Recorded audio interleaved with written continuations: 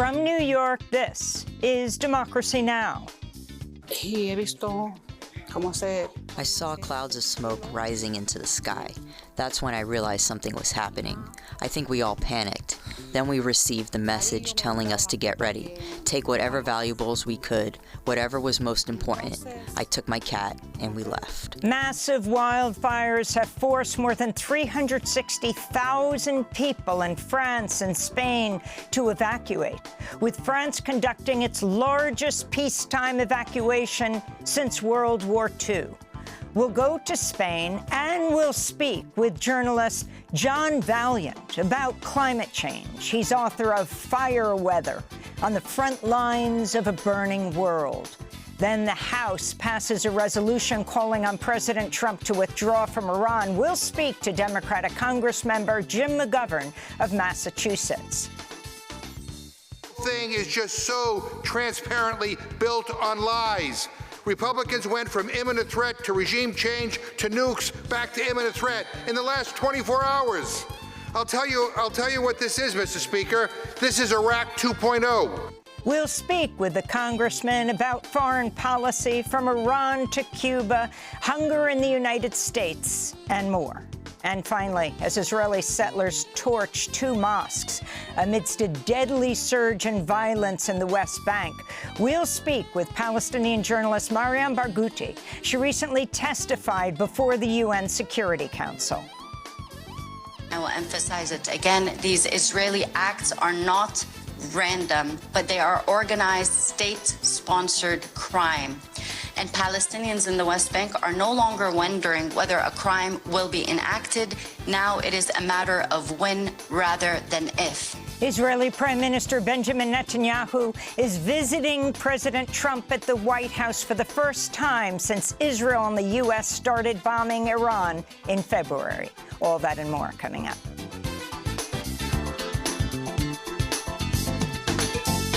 Welcome to Democracy Now!, democracynow.org, The War and Peace Report. I'm Amy Goodman. The U.S. has paused bombing Iran for a third straight night after senior Trump administration officials reportedly warned the president about dwindling munitions stockpiles. In response, Iran said it would pause retaliatory strikes against U.S. bases across the Middle East. Over the weekend, the Pentagon updated its official war casualty database, adding more than 140 wounded service members. The new figures show 18 U.S. troops have been killed and 624 wounded since the U.S. launched its war against Iran back in February. The Pentagon separating the casualty figures, deaths and injuries after the ceasefire ended on July 7th, are listed in a separate database labeled generically as Overseas Operations Casualties, unquote. Meanwhile, Iran's foreign ministry accused Ukraine of attacking an Iranian commercial vessel in the Caspian Sea, saying one sailor was killed and another injured. The Ukrainian president, Volodymyr Zelensky, accused Russia of passing on to Iran its satellite observations in the Middle East, allowing Iran to launch attacks across the region. This comes as Israeli Prime Minister Benjamin Netanyahu is set to visit the White House Tuesday for the first time since the U.S. and Israel started bombing Iran in February. Despite the lull in fighting, Britain said its armed forces were ready to defend itself after Iran's Revolutionary Guard Corps warned the U.K. not to allow U.S. bombers to fly from U.K. bases. On Thursday, the IRGC claimed the U.S. had flown bombing missions against Iran from Fairford Air Base in southwest England. The U.S. war in Iran has spread to a second front to include Yemen. Yemen's Houthi rebels over the weekend struck sites belonging to the Saudi state oil giant Aramco on the Red Sea coast. On Friday, the Saudi-led military alliance bombed Houthi military positions in the Red Sea port of Hodeidah. In France and Spain, devastating wildfires have forced more than 360,000 people to evacuate their homes, the largest evacuation in France's history since World War II. The fires began in the southwest of France Wednesday before spreading to Spain. In France, 2,500 firefighters, 1,500 military personnel, and nearly 1,200 police have been deployed to bring the fires under control. It comes as a new heat wave is expected to hit Europe this week, with temperatures soaring to 40 degrees Celsius. That's 104 degrees Fahrenheit. This is a Spanish resident whose village has been engulfed by fires. We in the village are completely surrounded by all the fires. In the end, the fires here and those in Almoró and Villa del Prado have merged. The one coming from Burgondo is 10 kilometers from here and is already reaching this area. What we are seeing right now is that they have also joined together. In other words, the three fires from the three provinces are going to merge. And what we are seeing is devastation, fear, anguish. I don't know, it's impossible to explain. We'll go to Spain after headlines to speak with a professor who is evacuated and also speak with John Valiant. He is author of the book Fire Weather. In Germany, a man allegedly drove a minivan into a crowd of people near Berlin's Pride celebration Saturday, killing one person and injuring 29 others. Authorities later shot and killed the man during an operation Sunday. The suspect was identified as Abdul Balaut, a 21-year-old German citizen. According to authorities, he tried to join the Islamic State and was released from prison in May despite being jailed for preparing an attack. This is Berlin's mayor, Kai Wegner. I can only say that Berlin, as a city of freedom and diversity, will continue to stand strong and make its position clear. We will not allow anyone to take away our way of life or the way we live together. Here in New York, a man stabbed two people in broad daylight last week. The New York Police Department's investigating whether the stabbings are hate crimes. The first victim was a 57-year-old Asian man, the second a 50-year-old Jewish man. So far this year, the number of confirmed hate crimes has risen nearly 8% in New York City compared to the same period last year. In Seattle, Washington, 3 people were killed and 4 others wounded in a shooting at the Bite of Seattle Food Festival near the Needle on Sunday. The injured included a 2-year-old boy. Police are searching for one suspect and have another in custody. In Gaza, 2 Hamas security officials were killed Sunday in an Israeli strike. Al Jazeera reports Israeli forces targeted their vehicle while traveling through Deir al-Balah. The head of the police in northern Gaza was also killed in a separate Israeli attack on Saturday. This all comes as a new report warns more than 2/3 of Palestinians in Gaza are likely to suffer from acute hunger by the end of this year, as humanitarian aid organizations face funding shortages while Israel continues to restrict the entry of food and other life-saving supplies. Currently, about 1.2 million people in Gaza face acute hunger. That figure could rise to more than 1.4 million Palestinians by December. In related news, Israel's approved the deployment of an international security force into Gaza as part of President Trump's so-called ceasefire agreement. The unit will reportedly include about 200 members from countries including Uganda and Morocco. In the occupied West Bank, Israeli settlers torched 2 mosques over the weekend in the latest wave of violent attacks on several Palestinian towns and villages. This is a resident of Qusra. This is a religious crime. It is a moral crime in all. They are thieves, and you can call them with all the bad descriptions because there is no human on the planet that torches a religious place. This comes as Israeli military forces Saturday detained over 70 Palestinians in raids across the occupied West Bank. The arrests and attack on the mosques followed the killing of at least 4 Palestinians in the town of Tal Friday, when Israeli settlers and soldiers opened fire on residents attempting to protect their homes. 2 Israeli soldiers were also killed. Several Israeli activists were arrested in Tel Aviv over the weekend during a protest against intensifying Israeli settler violence on Palestinians. Some of the protesters held signs that read, "Resist Zionist terror." Francesca Albanese, the UN Special Rapporteur on the occupied Palestinian territories, has condemned the Israeli settler attacks as, quote, "pogroms against defenseless civilians," unquote. The International Criminal Court has voted to remove Chief Prosecutor Karim Khan following sexual misconduct allegations against him that emerged 2 years ago. This is the first time an ICC chief prosecutor has ever been removed from office. Khan had already been suspended from his role in June, pending the ICC's oversight body's vote. Khan was accused of sexual misconduct by a female aide. He's denied the allegations.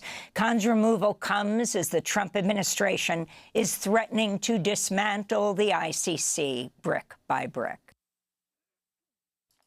In India, the Education Minister, Dharmendra Pradhan, resigned after a week of mass demonstrations led by the Cockroach Janta Party. Hundreds of thousands of young people took to the streets after an exam leak scandal led to more than a dozen students taking their own lives. The violent police response led to sit-ins and drew more people to participate in the demonstrations. This is Abhijit Dipka, the founder of the Cockroach Party. It's a victory for the Constitution of India. It's a victory for the people of India, and it's a defeat for the dictator. The White House Correspondents Association dinner was held Friday, 3 months after it was disrupted by a gunman. During an hour-long speech, President Trump attacked journalists, comedians, Democrats, as well as members of his own cabinet. He even joked about running for president again. I want to save your ratings. I'm pleased to announce my intention to, and this is somewhat of a scoop, my intention to run for a 4th term as President of the United States. I will be doing that. I will be having an official, in fact, I think I have, I won 3 times. Now I'm going to do it again. Thank you. I'm going to do it. Paramount Skydance announced it's halting its merger with Warner Brothers Discovery until July of next year after a lawsuit from Democratic states. Paramount's also facing a lawsuit from the Writers Guild of America, which argues the merger would lead to job losses for screenwriters and journalists. Paramount Skydance is run by David Ellison, whose father, Larry Ellison, the billionaire founder of Oracle and a prominent ally and financial backer of President Trump. Under the proposed deal, CNN and CBS News, streaming services HBO Max and Paramount Plus, as well as film and television studios, would all be combined under a single entity controlled by the Ellisons. The UK is also threatening to sue over the merger. To see our interview with the California Attorney General Ron Bonta, go to democracynow.org. In Houston, Texas, protests continued this weekend in response to the ICE killing of the 52-year-old Mexican father, Lorenzo Salgado Araujo. Dozens of groups and businesses led an economic blackout Friday, while hundreds of protesters marched to Houston City Hall Saturday demanding justice and for the ICE agents involved in the fatal shooting to be identified. Advocates have also called for the release of key witnesses from ICE custody, one of whom is Salgado's younger brother, Victor. This comes as the Harris County District Attorney's Office confirmed a white powder found in Salgado's van was not drugs, but an electrolyte salt mixture to stay hydrated while working in construction during Houston's scorching summer. The substance was the subject of an unsealed FBI search warrant. David Donati, senior staff attorney at the ACLU of Texas, said in a statement, quote, "By taking the unusual steps of securing and then unsealing their search warrant, the government's demonstrated it's more interested in creating a false narrative than in seeking the truth. The Salgados deserve real answers about what happened to their father, and we reiterate our call for an independent and complete investigation," the ACLU said. The Congressional Hispanic Caucus Friday held an oversight hearing in Houston on Salgado's ICE killing, where 2 of his sons, Ronaldo and Lorenzo Jr., testified. To see our coverage of the case, go to democracynow.org. A group of Venezuelan men who were wrongfully removed from the United States and sent to the notorious Salvadoran Secot prison have filed a lawsuit against the 2 U.S. aviation firms that chartered the 3 flights to El Salvador last year. The suit accuses CSI Aviation and Global X of violating the men's civil rights as well as U.S. and international law for transporting them to El Salvador, where many describe facing torture. The lawsuit was filed earlier this month by several groups, including the Kennedy Human Rights Center, and was first reported by The Guardian. In March of last year, more than 230 Venezuelan men were rounded up and deported to El Salvador after the Trump administration invoked the Alien Enemies Act, accusing the men without evidence of being gang members. Federal health officials announced a new outbreak of cyclosporiasis, impacting 72 people. About 4,100 people have been infected with the cyclospora parasite. According to the CDC, at least 98 people have been hospitalized, as cases have been reported in at least 41 U.S. states. Critics have talked about the gutting of CDC by DOJ. And in Maine, Democrats have selected Troy Jackson to replace Graham Plattner as their U.S. Senate candidate at a convention on Saturday. Plattner dropped out of his race after an ex-girlfriend accused him of rape. Jackson is a former logger and former Maine state legislator who was the Maine State Senate president. He will face Republican Senator Susan Collins, a 5-term incumbent, in November. This is Jackson accepting his party's nomination for Senate. We need someone with courage. We need a fighter. And we need a senator who remembers exactly who sent them to Washington, which is you. Let's unite this party. Let's build the largest working class movement Maine has ever seen. And let's win this fight. I humbly ask for your vote. Thank you, and God bless.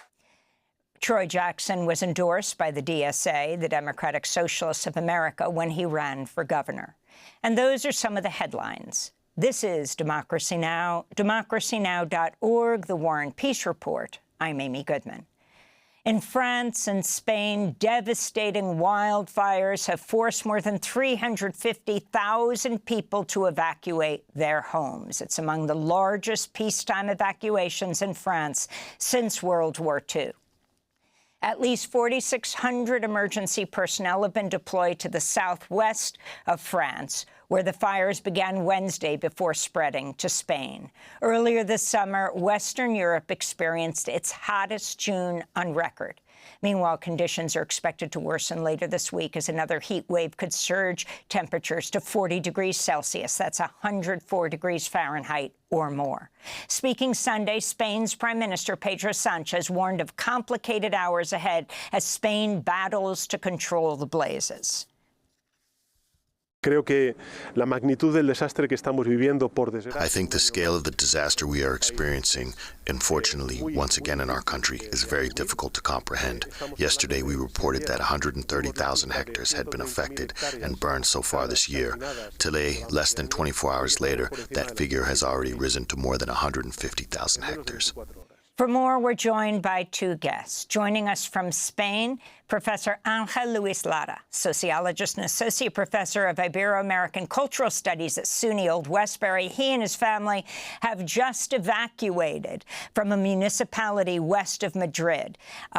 He will join us from the province of Toledo in the Castilla-La Mancha region. And joining us from Vancouver is John Valiant, award-winning journalist, author of several books, including most recently Fire Weather, on the front lines of a burning world, a finalist for the Pulitzer Prize and the National Book Award.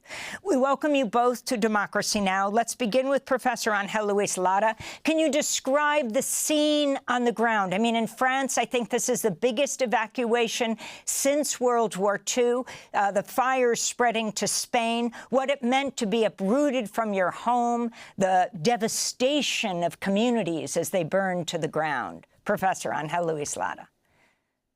Hello, Amy, and thank you for having me. My family and I were evacuated 3 days ago from Chapinería, which is a small town in the west area of the region of Madrid, 30 miles out from the city.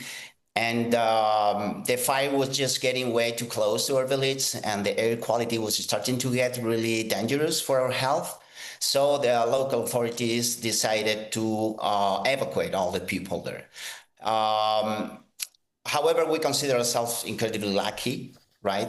Because even though the flames made it right into our street and the house right across from ours was burned to the ground, our place took just some minor damage. So we're lucky. Just to give you an idea of how severe the situation is, you got to consider that around 30,000 of us have been directly evacuated across the region of Madrid, and 20,000 more have been placed under lockdown orders because of these out of control fires.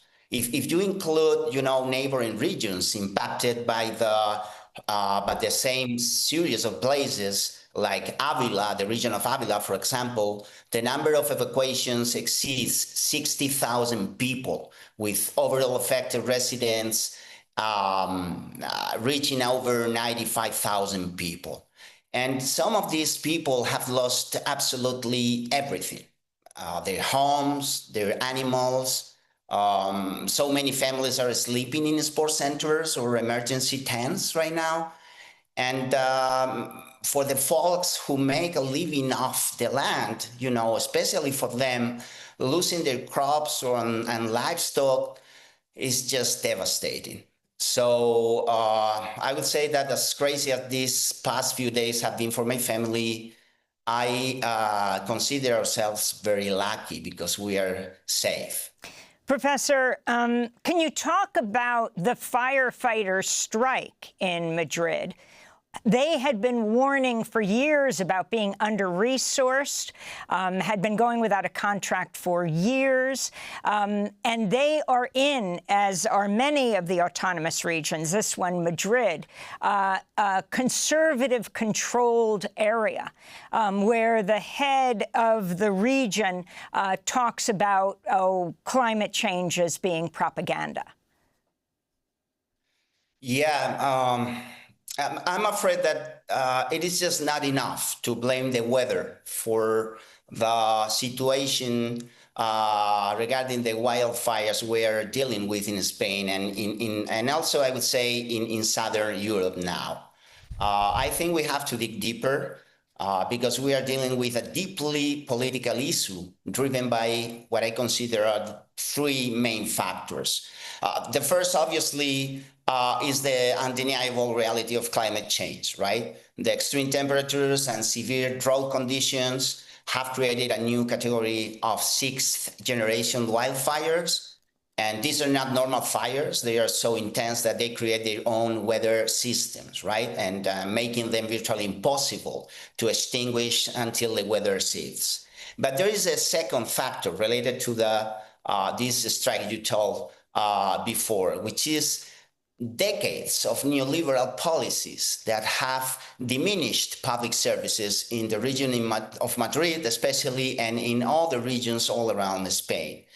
Spain is a decentralized country made of 17 autonomous regions with significant self-governing powers, and 11 of those regions are run by conservative and far-right parties pushing aggressively to dismantle public services.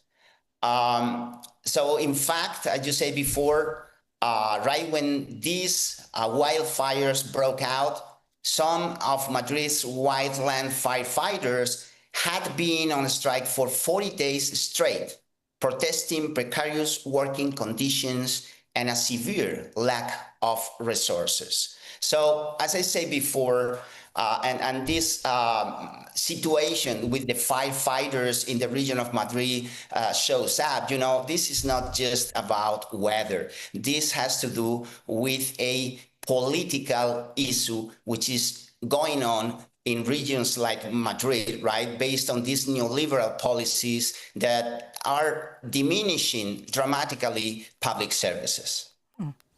I want to bring John Valiant into the conversation, award-winning journalist and author of several books, most recently fire weather on the front lines of a burning world.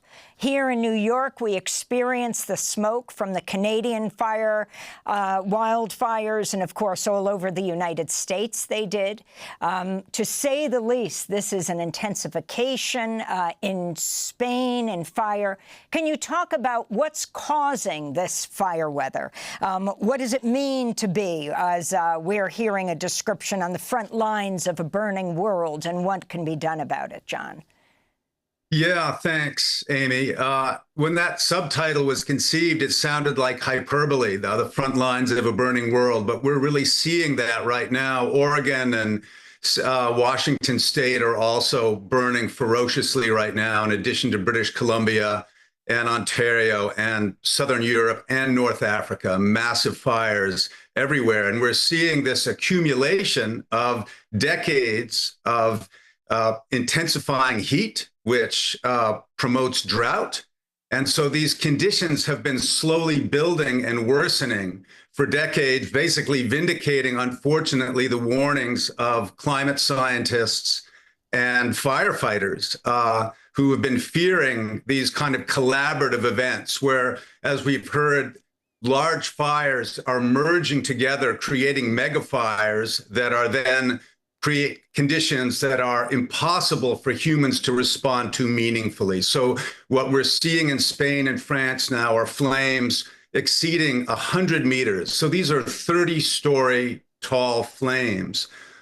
These are you can't respond to these in a meaningful way with water. French pilots are describing water bomber drops of thousands and thousands of gallons that are evaporating in the heat before they even touch the flames. So what we've created a kind of chimera of fire that is impossible to respond to in a meaningful way. And really now the weather and the wind are determining our collective fate in these situations. One firefighter speaking to Agence France-Presse, AFP, reported seeing a pyrocumulonimbus, a fire-generated thunderstorm. Now, this is common in Australia and Canada, but can you talk about the significance of this being seen in France? I mean, it seems like maybe you knew this word. I sure didn't. There are new words now.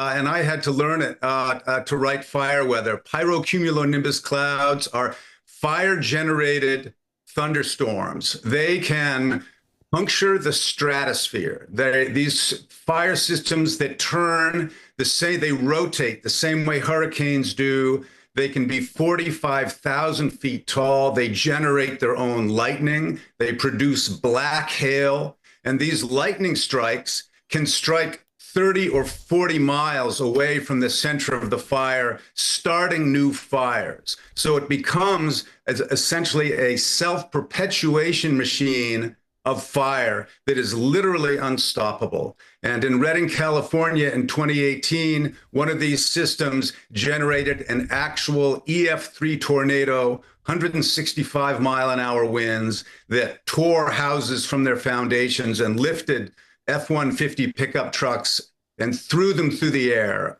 killing and burning and crushing their occupants. It's extraordinary kind of end times class energy that is being released by these systems now.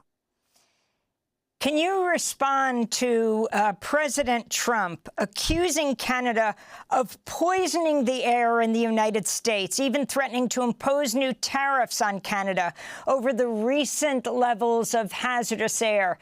Yet, you know, one of his mantras as he ran for president again and continues is burn, baby, burn, is drill, baby, drill, I should say.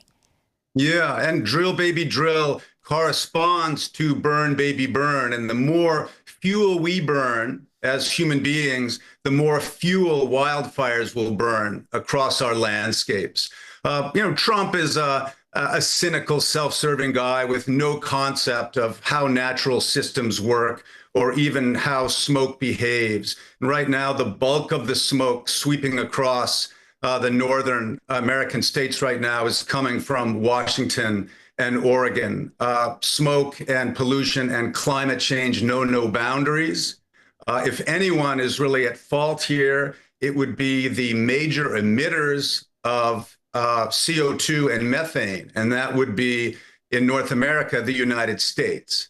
So I think if we want to reduce our temperature, if we want to reduce our fire risk, the first thing we have to do is reduce our emissions. And that is something that the U.S. has steadfastly refused to do, its current administration in any case. And unfortunately, Canada is following suit, actively expanding its fossil fuel operations, proposing new pipelines to the West Coast and into the United States. So thereby digging us deeper and deeper into this CO2 debt and methane debt that is causing these fires. Finally, Professor Angel Luis Lara, you yourself again have been evacuated. Can you talk about the Prime Minister, Pedro Sanchez, renewing calls for a climate pact for all the political parties of Spain? I mean, the current government, the central government of Spain, has been, calling the rest of the political parties for a national agreement regarding, the climate change and the situation we're dealing with related to climate. But there is this permanent refusal of the conservative and the far-right parties to participate in a general and common agreement. So Spain now is dealing with real, I would say, deep, tension between the conservative and the far-right parties and the government, and the situation is very complicated. I want to thank you both for being with us. Of course, we'll continue to cover the fire weather. Angel Luis Lara, sociologist and associate professor of Ibero-American Cultural Studies at SUNY Old Westbury, just evacuated from his home near Madrid. And John Valiant, award-winning journalist and author, his latest book, Fire Weather, on the Front Lines of a Burning World. Coming up, Massachusetts Democratic Congressmember Jim McGovern of Massachusetts on Iran to Cuba. Stay with us.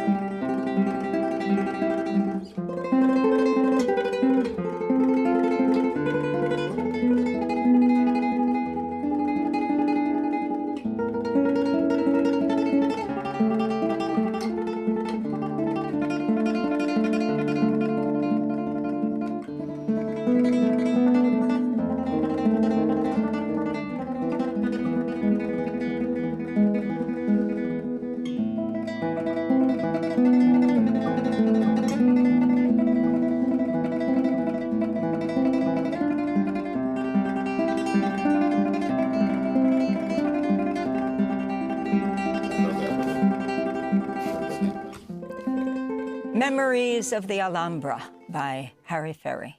This is Democracy Now!, democracynow.org, The War and Peace Report. I'm Amy Goodman. The U.S. has paused bombing Iran for a third straight night after senior Trump officials reportedly warned the president about dwindling munition stockpiles. In response, Iran said it would pause retaliatory strikes against U.S. bases across the Middle East. Last week, the entire Democratic House caucus and 4 Republicans voted to pass a resolution calling on Trump to withdraw U.S. forces from hostilities against Iran. We're joined now by one of those Democrats, Congressman Jim McGovern of Massachusetts. He's been a vocal critic of Trump's foreign policy, from the war in Iran to the administration's targeting of Cuba. He served in Congress since 1997 as the ranking member of the House Rules Committee. You have described, Congressmember, and welcome to Democracy Now!, Iran as Iraq 2.0. Explain. Well, it's just like Iraq. We're getting involved in a quagmire here, an endless war. A war based on arrogance and bad intelligence.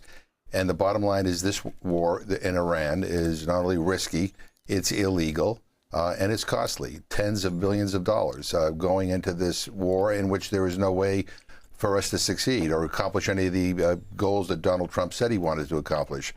But I'm really particularly frustrated because the House of Representatives and Congress in general has ceded its power and its authority to the executive branch. We should be voting on whether to authorize a war in Iran. I don't think a majority in the House or Senate would vote to do that, but we should be voting on these things. We shouldn't just give that power to the president, and the Speaker of the House. Is to blame here.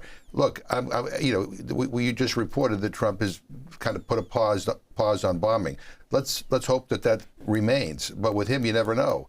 I mean, in a week or two, he could launch an intensified attack. And if that is the case, the Speaker of the House ought to call Congress back into a special session, because we're in recess now, and we ought to debate it. There ought to be oversight, and we ought to vote on it.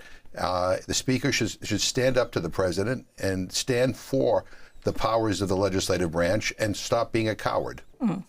So what would it mean if a war powers resolution was passed by the House and the Senate? What exactly would that force President Trump to do? Well, if we were in sync, it would ultimately end funding for the war. I mean, that is how you end wars. We have to stop the funding, because this president will do whatever the hell he wants to do, and he doesn't care about the law. So, right now these votes are largely symbolic, but I think it shows, that where the majority of Congress stands on this stuff. Congress stands with the American people. Only 28% of the American people think this war is worth it. Everybody else is against it.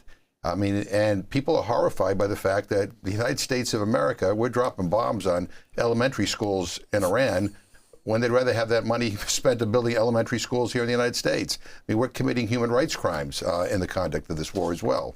So talk about last week, we saw Hegseth go before the Senate and talk about why the Pentagon needs tens of billions of dollars more in dealing with Iran, and how could the Democrats desert the soldiers. Very interesting, by the way, about the count on soldiers dead because of outcry. I mean, the last 4 soldiers, they were taken off the list of the dead because they died after President Trump declared ceasefire. They've been added back, as well as apparently something like 140 soldiers who've been hurt, adding to something like well over 600 injured and 18 killed. That's U.S. Iran, we don't know the numbers. Yeah, the lack of candor is concerning in and of itself. But the fact that the Secretary of Defense goes before the Senate and says, give me tens of billions of dollars more for this war, when they still have tens of billions of dollars in unspent money, tells you that they're thinking of a war that's going to go on for quite some time.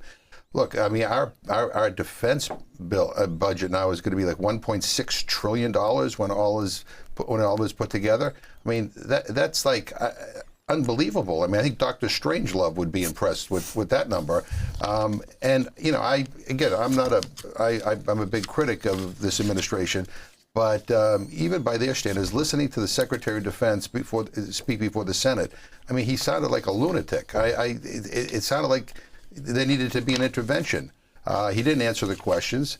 And, you know, the questions that most people had is, you know, what is the strategy? What is the clearly defined mission? What is the goal? How do we get out of this? You know, when does this end? He had no idea.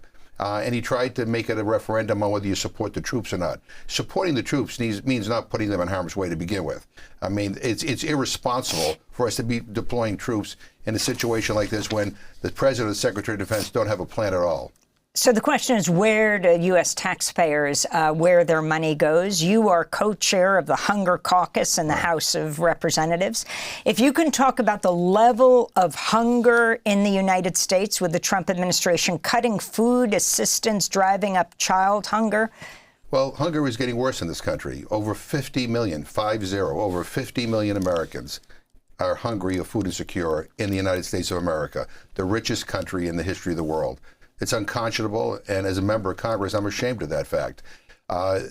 Trump and the Republicans passed this big, ugly bill a year ago that went on to put new restrictions in place for SNAP recipients, more work requirements, and is a $200 billion cut to the program that's going to hit at the end of next year.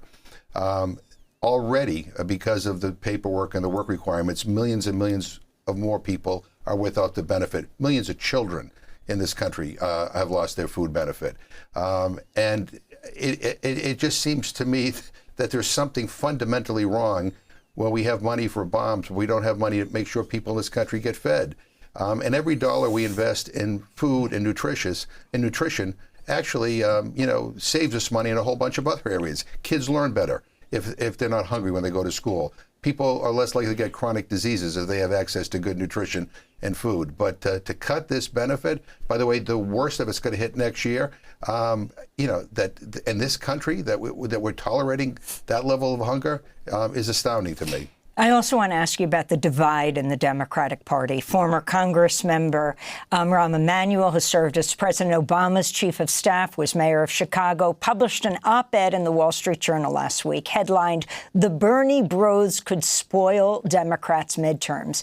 He criticizes the role of DSA, Democratic Socialists of America. He wrote, "The DSA and others are saddling the Democratic Party with nominees whose wildly unpopular positions will protect Republicans from having to pay the price of Donald Trump's corruption and economic incompetence." Bernie Sanders responded on Face the Nation. You have an establishment like Rahm Emanuel, who are dependent on billionaire campaign contributors and want to maintain the status quo. Then you have a progressive movement, which, by the way, what is getting these guys nervous is we are winning all over this country. It's not only Mamdani in New York City, it's in New Jersey, it's in Ohio, it's in Colorado. People are sick and tired of the Rahm Emanuels and the Democratic establishment and the Republican establishment. The American people are tired of a rigged economy, a corrupt campaign, finance system. They want real change. They don't want Rahm Emanuel and the establishment maintaining the status quo. Can you respond, Congressmember McGovern? Yeah, I mean, I don't think we should be arguing amongst ourselves about the decisions that voters are making. I mean, we need to respect the voters. Part of the reason why, you see some of these candidates getting elected who the establishment doesn't really like very much is because people are frustrated that we're not fighting hard enough, that we're not standing up for bold solutions. People don't want to manage hunger, they want to end it. People don't want to, get another tax credit on health care. They want us to make sure they can afford their health care and that it is available for everybody. And people don't want us to manage wars around the world. They want us to bring them to an end. So, I mean, I think we do our party great harm when we start to have this kind of infighting. I mean, I trust the people. And for me, I tell people all the time that whoever wins the Democratic nomination, in a particular race in my state, I'm going to support them. So you have been in Congress for almost 30 years. You have championed democracy in Latin America. You were staffer for Congressman Moakley, investigating the 6 Jesuit priests who were murdered in El Salvador in 1989. And found? In fact, we found that they were murdered by the Salvadoran armed forces who were trained and armed by the United States government. So you've been a major critic of U.S. policy in Latin America. I want to get your response to, you shared your response on the floor of the House last week about a new Red Scare. The State Department accusing the Cuban government of waging a sustained campaign of subversion against the United States, claiming Cuba is backing a number of groups, including National Lawyers Guild, Code Pink, Pastors for Peace, National Network on Cuba, and they've subpoenaed a number of organizations, including the People's Forum down the road from here, Breakthrough News, and others. And I'm wondering your response to what is going on here. I mean, I feel like the ghost of Joe McCarthy is appearing in Washington, D.C. right now. I mean, what this administration is doing by targeting its critics and members of the free press is what you would see in an authoritarian country. I mean, it is a drift toward fascism, if you will. And quite frankly, our policy toward Cuba is a disaster. It's an embarrassment. We should lift the embargo. We should have normal relations with the Cuban people. We should let the Cuban people decide their future. It shouldn't be decided by Marco Rubio or people in Washington. And right now, our intensified sanctions an embargo is resulting in starvation on the Cuban island, people not being able to get health care, people without electricity. I mean, it is a human rights crime, and it needs to stop. So I reject what the administration is doing, and I think our policy toward Cuba is a disaster. I also want to ask you about the case of Beto Corral, Colombian asylum seeker who was living in Arizona, detained at his home by U.S. immigration agents in June after he filed criminal charges against the Colombian far-right presidential candidate, Abelardo de la Espriella, who became president. He was deported to Colombia on July 16th. Shortly after he was detained, you wrote online, "I'm very troubled by allegations of coordination between American officials and Colombian political actors in this arrest. That would amount to our government aiding and abetting transnational repression." Explain. I mean, there are foreign governments that that target citizens from their country who come to the United States who are critics of their government. China does it, Iran did it, Pakistan, India does it, and so do a lot of countries in Central America. And the fact that we are sending this guy back to Colombia, Beto back to Colombia, where there's a new president, a right-wing president, who may end up jailing him, or God knows what else, is again us being part of transnational repression. We are guilty of the things that we're criticizing other countries of doing. Look, I think, in my view, I co-chair the Human Rights Commission in Congress. I think if the United States stands for anything, we need to stand out loud and foursquare for human rights. That means not sending people back to dangerous situations, whether it's in Colombia or Haiti or China or anywhere else. Finally, the Israeli Prime Minister Benjamin Netanyahu is coming to Washington. He hasn't met with Trump personally in Washington, D.C. since the U.S. and Israel started bombing Iran at the end of February, that first day, the U.S. bombing that girls' school, the primary school in Menab. Here in New York, where you are visiting, the mayor investigated whether he could arrest Netanyahu because of the arrest warrant of the International Criminal Court. He concluded he couldn't, but raise that issue.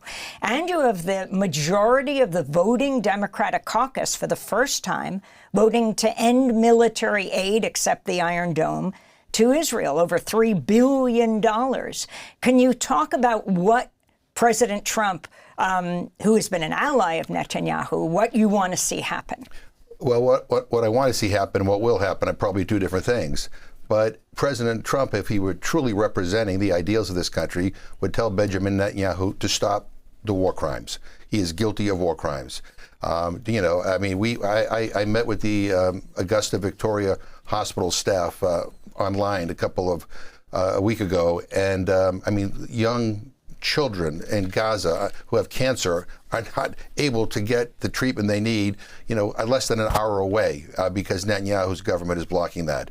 But there's no question in my mind that Netanyahu is guilty of war crimes. He should be held accountable, and we should not be sending one more penny to him to be able to conduct those crimes. I mean, it is that simple. If we care about human rights, we have to be consistent.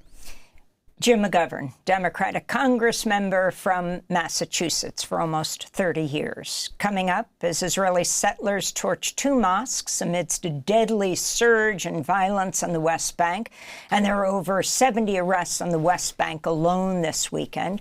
We'll speak to the Palestinian journalist Mariam Barghouti. She recently testified before the UN Security Council. Back in 20 seconds. ولا فاهم جاهل عامل عاقل عاقل عامل جاهل جاهل عامل عاقل حاطط حاله حاكم عالدنيا واللي فيها غافل ولا سائل حافظ ولا فاهم جاهل عامل عاقل عاقل عامل جاهل جاهل عامل عاقل عاقل عامل جاهل سافل عامل عادل حاطط حاله حاكم عالدنيا واللي فيها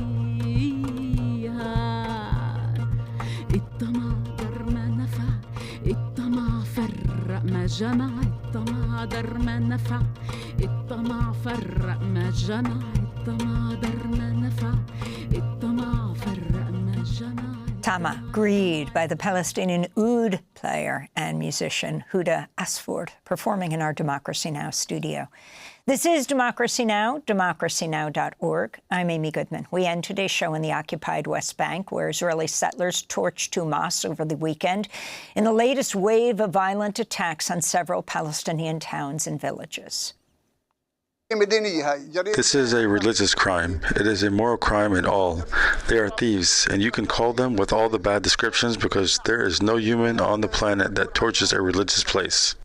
This comes as Israeli military forces Saturday detained over 70 Palestinians in raids across the occupied West Bank. The arrest and attack on the mosque followed the killing of at least 4 Palestinians in the town of Tal Friday, when Israeli settlers and soldiers opened fire on residents attempting to protect their homes. 2 Israeli soldiers were also killed. Francesca Albanese, the UN Special Rapporteur on the occupied Palestinian territories, has condemned the intensifying Israeli settler attacks as, quote, pogroms against defenseless civilians, unquote. We're joined now by Mariam Barghouti, Palestinian writer and journalist based in Ramallah. Joining us today, though, from Amman, Jordan. She recently addressed the United Nations Security Council on the crisis in the West Bank. Thanks so much for joining us again, Mariam. If you can start off by describing what happened this weekend in the West Bank.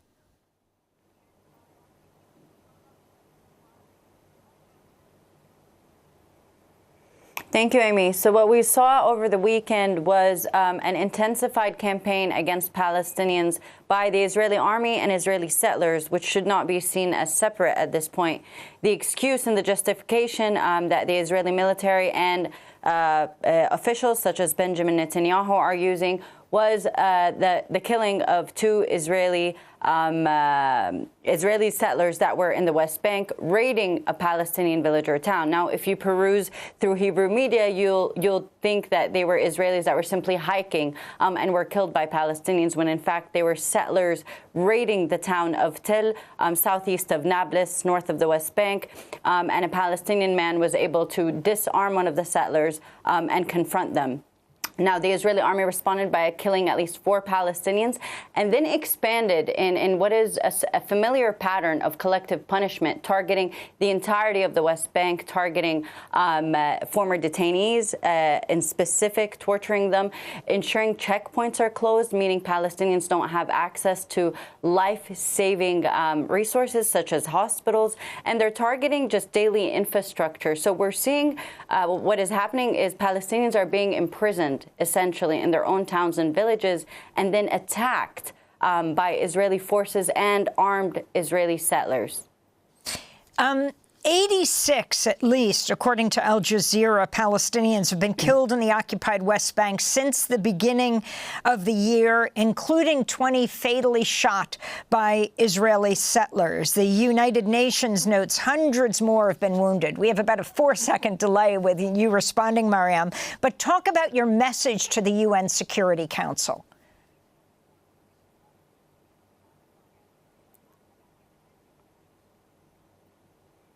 Yes, so what we're seeing is that there is an escalation of killing Palestinians. This comes also in light of the impunity that Israel has received in Gaza. Now, in Gaza, you have the Israeli army, but Israeli settlers serve as an addendum to Israeli military practices. So we're not just seeing 86 Palestinians killed since the start of the year. We've seen more than 1,000 killed in the last 2 years alone. And this comes with an expansionist project. So the issue right here is territory, and it is being enforced and taken over forcibly through these violent attacks that create a hostile environment for Palestinians where simply their presence becomes unsustainable, because it means recalibrating just daily routine to calculate for Israeli violence. Israeli Prime Minister Benjamin Netanyahu ordered a major security operation in the West Bank following Friday's attacks, reinforcing military units, canceling leave for troops. He is also coming to meet with President Trump tomorrow in Washington, D.C. Can you talk about, as you peruse the media from the Arabic language media, Hebrew language media, U.S. media, what people get most wrong about what's happening in the West Bank right now, and talk about how it compares to Gaza?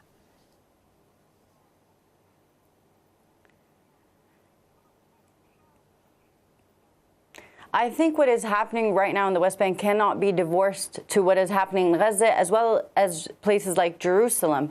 Now, what we are seeing is another form of genocide and ethnic cleansing. In Gaza, it is the complete obliteration of cities and towns and annihilation of families off the registry.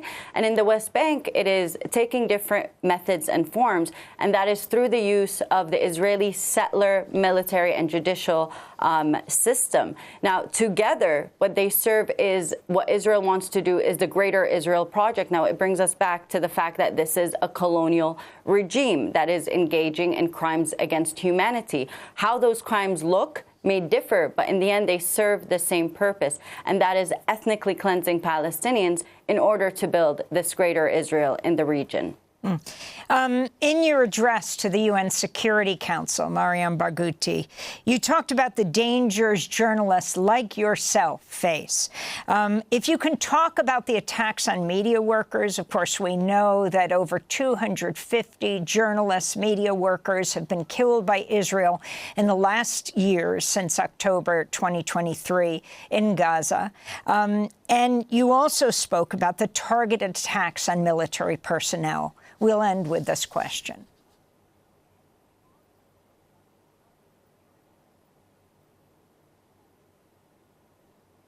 Yes, so the Israeli regime is targeting journalists, killing them in Gaza on the one end, likewise in Lebanon.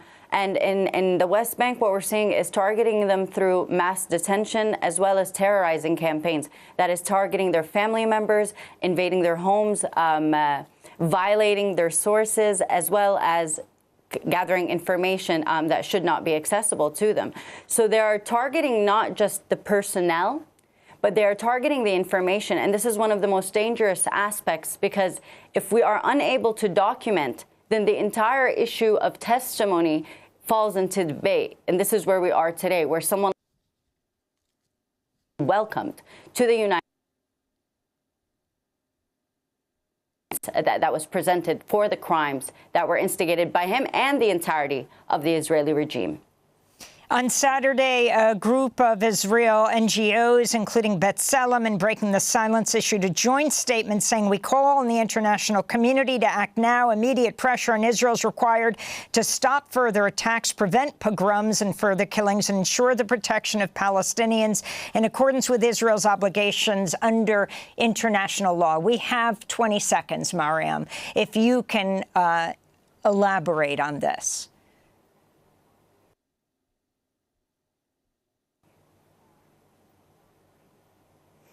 I think this time is not just for action, but to ensure genuine obstruction of Israeli capacity to continue in its crimes. It is not normal nor okay that a country that has is treated as a normal state. It is not normal to continue sustaining it with military aid. At a bare minimum, just obstruct its capacity to target human lives. Mariam Barghouti, I want to thank you for being with us, Palestinian writer and journalist based in the West Bank, speaking to us from Amman, Jordan. She recently addressed the UN Security Council on the crisis in the West Bank. That does it for our show. Happy birthday to Sarah Nasser. I'll be in Martha's Vineyard Friday night, July 31st, to speak after a screening of Steal the Story, Please in Vineyard Haven. Then on to Madison, Wisconsin, and Chicago, and to my hometown of Bayshore on September 17th. I'm Amy Goodman.